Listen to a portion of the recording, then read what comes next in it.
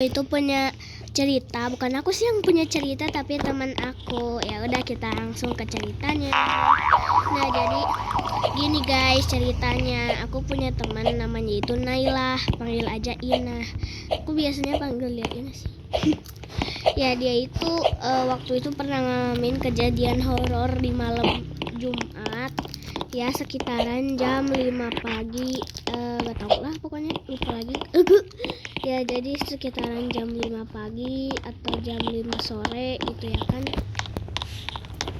Nah, terus kata dia di situ dia tuh lagi posisi lagi apa sih namanya? Lagi ditinggalin sama orang tuanya, terus dia tuh lagi scroll TikTok atau scroll YouTube sih. Aku juga mulai lupa lagi soalnya itu ceritanya 3 hari yang lalu ya guys ya.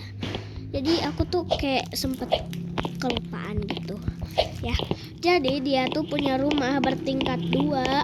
Nah, rumahnya itu dia itu lagi posisi lagi ada di itu, lagi posisi lagi ada di kamar gitu ya, lagi tiduran sambil scroll YouTube atau scroll TikTok.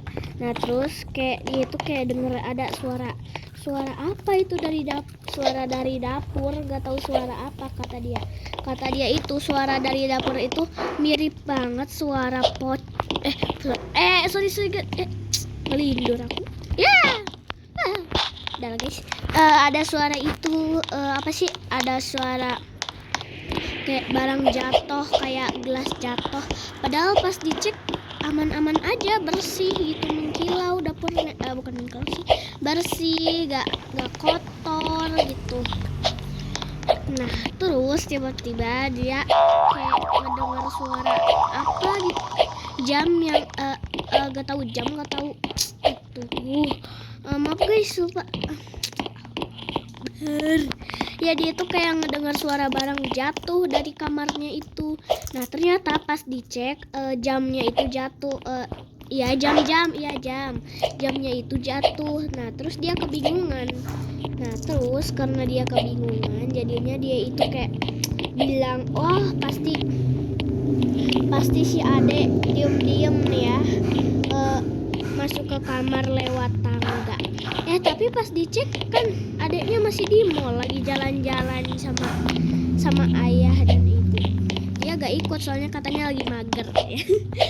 Nah, terus tangganya itu juga kayak gak dipakai itu kan, kayak rapih-rapih aja ada di tempatnya.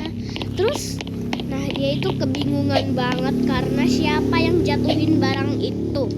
Nah, terus kata dia itu tiba-tiba kayak ada yang mengetuk pintu. Padahal kata ibu dan ayahnya pulangnya itu agak maleman gitu ya kan. Nah, terus kata dia mungkin temen atau tetangga gitu ya kan. Nah, terus pas dibuka ternyata gak ada siapa-siapa, cuman ada surat tertulis kamu harus pergi. Surat itu tertulis kamu harus pergi.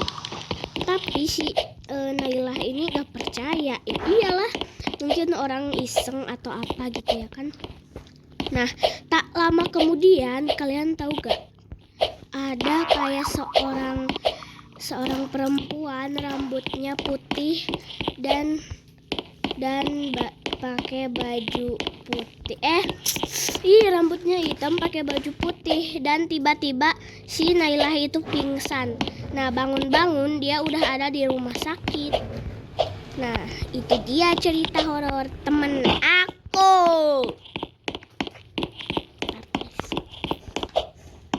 Ya. Dan itu dia ceritanya. Menurut kalian sebenarnya siapa sih itu? Ya udah guys, bye-bye. Udah dulu, maaf. Aduh.